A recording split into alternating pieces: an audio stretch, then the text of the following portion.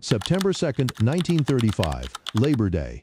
A federal holiday, a Monday, the kind of late summer afternoon where the Atlantic lies flat and the air in the Florida Keys sits warm and heavy, and nobody is thinking about anything except rest.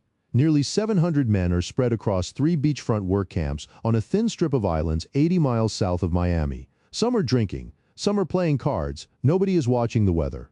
And somewhere over the Bahamas, less than 400 miles away, something is moving toward them that will kill more than 400 people before sunrise and leave a question hanging over the United States government that has never been fully answered. To understand who died in the Florida Keys on Labor Day 1935, you have to go back 3 years to a moment in Washington that the country had never quite seen before and has never quite forgotten. The summer of 1932 was the third summer of the Great Depression, and the United States was suffering in ways that are difficult to fully imagine today. Banks had collapsed, farms had failed, unemployment had swallowed entire communities. And for the men who had fought in the First World War, the suffering carried an extra weight because the government had promised them something and was refusing to deliver it. The promise was a bonus, a compensation payment for their wartime service, legislated by Congress, due to be paid in 1945. But in 1932, with millions of veterans unable to feed their families, 1945 felt like a cruel joke. The men wanted the money now.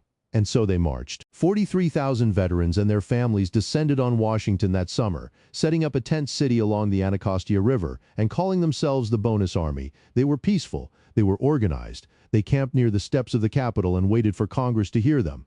Congress debated, stalled, and ultimately voted the measure down. Most of the marchers went home, but thousands stayed, refusing to leave until someone listened. President Herbert Hoover had run out of patience. On July 28, 1932, he ordered the army to clear them out. General Douglas MacArthur took personal command. Tanks rolled through the streets of the American capital. Tear gas was fired into crowds of veterans and their wives and children. Tents were set on fire. The shanties that families had built along the riverbank were burned to the ground. Major George Patton commanded the cavalry charge. When newsreel footage of American soldiers attacking American veterans appeared in movie theaters across the country, audiences booed. Hoover lost the election that November, at least partly because of that afternoon. When Franklin Roosevelt came into office, he faced the same problem. The veterans were still angry, still organized, still capable of becoming a political embarrassment at a moment when Roosevelt was trying to rebuild the country's faith in its own government. His solution was to give them work and give them distance. Through the Federal Emergency Relief Administration, he sent veterans to work camps around the country, building roads, bridges, and public infrastructure. It was presented as opportunity and relief. What it actually was, as one observer put it plainly at the time, was a way to put them somewhere they couldn't make trouble. The men sent to the Florida Keys had one job: build the Overseas Highway, the road that would one day replace Henry Flagler's famous railroad and connect the mainland to Key West across the open water. It was hard work done in brutal heat on islands, where the nearest hospital was more than an hour away, and the nearest city felt like another world. They worked through the summer months in temperatures that could push past 90 degrees before noon, cutting through coral rock and mangrove, hauling stone in humidity so thick that the shirt on your back was soaked before the workday properly began. The Florida Keys are not islands in the way most people picture them. They are thin slivers of coral rock, some barely wide enough for a house and a road, sitting only a few feet above sea level. The ocean is on both sides. There is no high ground. There is no inland to retreat to. The people who were born there understood this in the way you understand something that was never explained to you because it never needed to be. They had watched storms come through. They knew what the water could do. The camps were not built with any of that in mind. The barracks were wooden frames with thin walls, sitting directly on the beach, 1 or 2 feet above sea level, fully exposed to the open Atlantic. John Russell, the postmaster of Islamorada and a man whose family had been on these islands since 1854, watched the veterans arrive and settle in and worried about them. He was not alone. The local doctor, Lassiter Alexander, ran a small medical station that catered to the camps, and he and his staff knew the ground those men were sleeping on. They said as much to anyone who would listen. Even a mild storm would push seawater straight through those shacks. Washington had apparently given it no thought at all. The men themselves were struggling in ways the country had no useful language for yet. What we now call post-traumatic stress disorder was called shell shock in 1935, and it was treated less as a wound than as a character flaw, something to push through or drink away. Many of the veterans did the latter. They drank heavily when they had money, which was whenever payday came, and when the money ran out they waited for the next check with the particular restlessness of men who had nowhere to be and nothing to look forward to. Dr. Alexander said his staff spent most of their working hours suturing wounds from fights that broke out in and around the camps.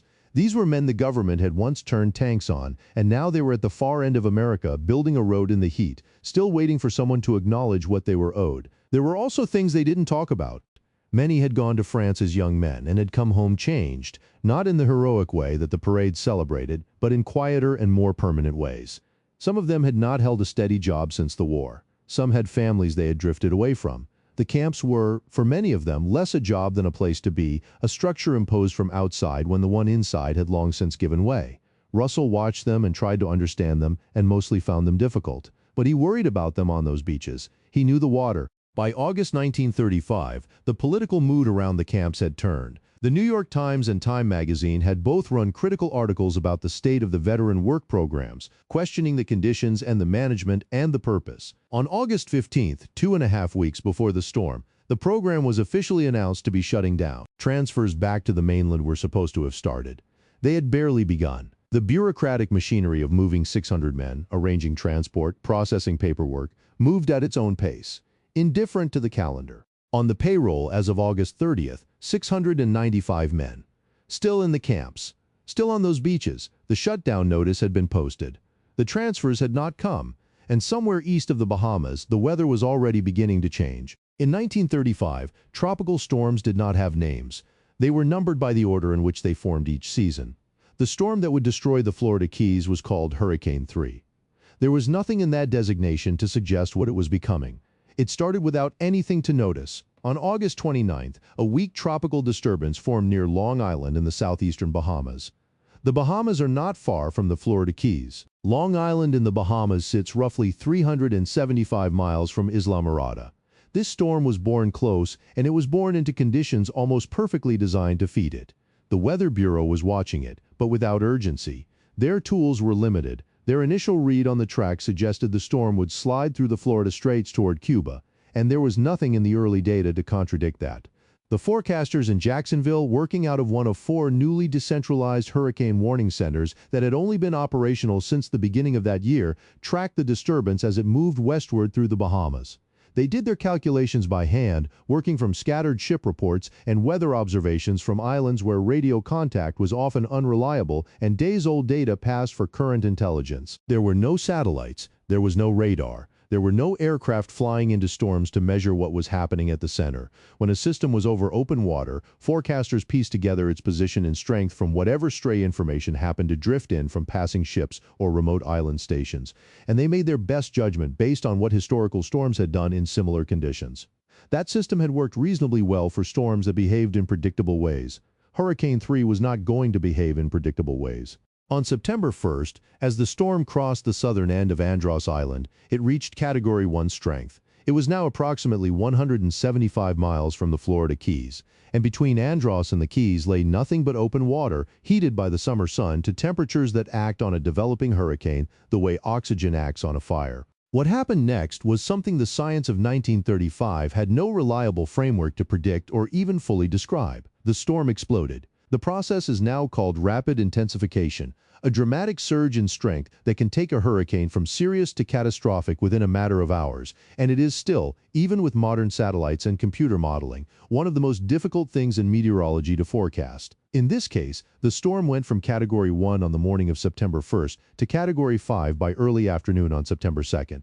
It deepened so fast that the pressure readings coming in from the few weather stations in its path seemed almost impossible. At Craig Key, a small station in the Upper Keys, a barometer reading of 892 millibars was recorded as the storm passed over. That number remains to this day the lowest barometric pressure ever measured at the landfall of an Atlantic hurricane. It is a record that no storm has touched in 90 years. By the time the 1:30 in the afternoon advisory was issued on September 2nd, hurricane warnings had finally been extended along the Keys, but the advisory placed the center of the storm approximately 20 miles south of where it actually sat. The forecasters still believed it was moving slowly, still over water, still with time to spare. They did not know it had already turned directly toward the Upper Keys and was closing fast. There was one man that day who got closest to the truth. Leonard Povey was an American living in Havana, serving as a flight instructor for the Cuban Army Air Corps. On the afternoon of September 2nd, on his own initiative, without instructions from anyone, he climbed into an open cockpit Curtiss Hawk biplane and flew out over the Atlantic to find the storm. It was the first time in recorded history that an aircraft had been used specifically to locate a hurricane. What Povey found out there, buffeted by the outer winds of a system that was already enormous and accelerating, was a storm sitting north of where the Bureau believed it to be, moving faster, carrying more than the advisories described. He turned back toward Havana and filed his report.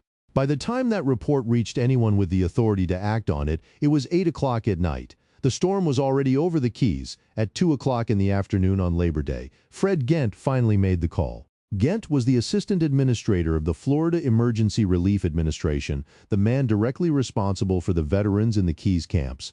By all accounts, he was a conscientious person, an Alabama-born engineer who genuinely cared about the workers under his supervision. But weeks earlier, he had made a single assumption, and on the afternoon of September 2nd, that assumption was about to become the worst mistake of his life. When Ghent had first set up the evacuation plan for the camps, he assumed that a Florida East Coast Railway train would be sitting in Miami at all times, ready to move at a moment's notice. The railway had tried to explain that this was not how it worked. Assembling a train, gathering a crew, making sure the locomotive was pointed in the right direction, and running the full length of the line down to the upper Keys required several hours of lead time, and if he wanted a train permanently parked on a sidetrack in Miami, purely as a precaution, that would cost money he had not budgeted for. Somehow, in the exchange of memos and phone calls and the general fog of bureaucratic communication, Ghent had not absorbed this. He believed a train was waiting. There was no train waiting. So when he placed the call at 2 in the afternoon, everything started from zero. The train left Miami at 4:25. It moved south into weather that was already deteriorating, into skies that were turning the particular greenish-yellow that people in the Keys had learned over generations to fear. Then came the delays. A drawbridge on the line had been left open and had to be waited out. There was debris across the tracks in places. The locomotive had been sent south facing the wrong direction, which meant it had to reverse below Homestead before it could head back out along the Keys, burning more time on a journey that had no time left in it. The train pulled into Islamorada station at 8:20 in the evening. At 8:20, the eyewall made landfall at Long Key, 7 miles to the southwest. What arrived on those islands was not a storm in the way people use that word. It was a wall of water 18 to 20 feet high, crossing land that sat 5 feet above sea level. There was no transition. There was no gradual flooding. The surge arrived like a door being knocked off its frame, and everything on those islands went under together. The train, which had just pulled in and had not yet loaded a single man from the camps, was struck sideways by the surge. 11 of its passenger cars were swept off the tracks as though they were empty boxes. Only the locomotive itself, all 160 tons of it, was heavy enough to stay on the rails. The people inside the train survived. The people in the camps did not. The wooden barracks vanished in seconds. The wind, moving at sustained speeds above 185 miles per hour, picked up sand particles and turned them into something closer to a weapon. Survivors described seeing strange flashes of light in the darkness around them, thousands of tiny sparks in the sky, which were later understood to be static electricity generated by sand particles moving at hurricane speed and colliding in the air. People found in the open afterward had the skin stripped from their faces and their hands. The wind had done to them what sandpaper does to wood, but faster. In one camp alone, 8 men survived out of 187. The Russell family of Islamorada, one of the founding families of the island, had 61 members alive the day before the storm. 17-year-old Bernard Russell was in his house when he felt the floor begin to lift. The surge was coming under the structure, and the building was starting to move with it. He grabbed a door frame and held on. He held on through the darkness and the roar and the water pressing in from every direction, and when it finally stopped and the silence came, he went looking for his family. 50 of them were gone. One woman from the Russell family was found on the Florida mainland near Cape Sable, 40 miles away, still holding her dead infant. The surge had taken them that far. Of 61 buildings that stood in Islamorada the morning of September 2nd, one was standing when the sun came up on September 3rd. The Coast Guard threw 18 cutters, tugs, and patrol boats into the rescue effort as soon as the winds dropped enough to move. They brought 5 amphibious aircraft. The Red Cross followed. But the islands were cut off. Communication lines were down, and the rescuers who reached Islamorada and the surrounding keys in the hours after the storm found something that was difficult to process. The camps were gone, not damaged, not destroyed in the usual sense of walls down and roofs missing, gone. The ground where they had stood was swept clean, a few tent poles, some scattered planks. The smell within a day reached the rescue boats before they could see the shore. 165 bodies were never identified, 90 people were never found at all. The Overseas Railroad, the engineering achievement that Henry Flagler had spent years and a personal fortune building, the line that had first connected the Keys to the mainland in 1912, and that had been the only reliable way in or out of this stretch of islands, was destroyed in a single night. Tracks were ripped off their viaducts, bridges were twisted, roadbed was washed off its foundations over miles of the line. It would never be rebuilt. In 1965, a developer dredging near Islamorada pulled an automobile off the ocean floor. It still had its 1935 license plates. Ernest Hemingway was in Key West when the storm came through. His stone house survived. Key West sat far enough to the southwest of the eye wall that the damage there, while real, was nothing close to what the Upper Keys had taken. When it was over, Hemingway loaded his 38-foot boat, the Pilar, with supplies and headed northeast toward Islamorada. He made that trip 5 times over the following days. Each time he found more bodies. Hemingway had driven an ambulance in the First World War. He had been badly wounded in Italy and had spent months in hospital recovering from shrapnel. He had written about violence and death his entire career and had seen plenty of both. But what he found in the Upper Keys in the days after September 2nd was different, and not just because of the scale of it. It was different because the storm was only part of what had killed these men. The buildings had been wrong. The location had been wrong. The evacuation had been put together on a misunderstanding and had arrived at the single worst possible moment. And the men in those camps had already survived a world war, survived the Depression, survived being pushed out of their own capital at bayonet point. They had been sent to the end of the country and left there with a plan that did not actually work. He wrote to his editor, Maxwell Perkins, almost immediately after his first trip. The foliage had been stripped from the land for 40 miles, as though the whole stretch had burned. Not one building was standing between Key Largo and Marathon. The land looked like what he called the abandoned bed of a river, scoured clean down to the coral rock. Bodies were lying in the sun, swollen in the September heat, waiting for transport that was slow to organize. He wrote to Perkins that the veterans had been practically murdered. Then he sat down and wrote 2,800 words for a magazine called The New Masses. The article ran on September 17th, 15 days after the storm, under a headline the editors had sharpened from his own, "Who Murdered the Vets?" The question was simple, but it cut exactly where he meant it to. Who had sent nearly 1,000 war veterans to live in wooden shacks on the Florida Keys during hurricane season? Who had left them there without a real evacuation plan, without shelter that could survive even a moderate storm, without any way to leave on their own once the weather turned? He pointed out that wealthy people, fishermen, yacht owners, anyone with knowledge and options, did not come to the Florida Keys in hurricane months. The men who ran those camps knew this. They just were not living in those camps. Only the veterans had been left with no say in what happened to them. The investigation that the administration produced in response was done in days. It called no independent witnesses. It did not examine the communication failures in any depth. It concluded that the deaths were an act of God and moved on. Several ministers said publicly and pointedly that God had made the storm, but men had placed those veterans in its path, and men had failed to move them. At the congressional hearings that were eventually convened, a witness testified that trucks had been parked inside the camps on September 2nd with the keys still in the ignitions. Trucks that could have been used to move men toward the mainland, or at minimum to higher ground on the nearby highway, which sat above the flood line. When asked why those trucks had sat unused, the answer was that the drivers had gone off duty the previous day and had handed the keys, as they always did, to the project engineer. The project engineer could not be reached. The trucks stayed where they were. The men stayed where they were. Ghent and Ray Sheldon, the state administrator who had overseen the camps alongside him, both survived the storm. Both faced public condemnation in the press and in congressional testimony. Neither faced any legal consequence. The administration's verdict stood. The story settled beneath the accumulating weight of other news. Europe was moving toward something. The Depression had not yet ended. The country was carrying a great deal, and there was always something louder demanding attention. Hemingway's article drew the notice of the FBI. He had published in a leftist magazine. He had accused a Democratic administration of the deaths of American veterans, and had done it with the kind of specificity that made it hard to dismiss as rhetoric. The agency began monitoring him, a surveillance that lasted decades, and which by some accounts fed into the paranoia and the sense of being watched that darkened the last years of his life. He had written what he believed to be true about what he had seen with his own eyes, and it cost him something he never fully recovered. But underneath the official response, and the closed investigation, and the moved-on headlines, something had lodged in the country that would not come fully loose. The Labor Day hurricane had not happened in isolation. It was the latest chapter in a long story about how the United States treated the men it sent to war, and it was by far the hardest chapter to look away from. A government that had once driven its own veterans out of Washington with tanks and tear gas had now, through a chain of small bureaucratic failures and one fundamental misunderstanding about a train, left hundreds of them to die in a storm it had known was coming for days. That fact sat there, quiet and immovable, in the years that followed. The first priority after the storm was the dead. What could be moved was moved.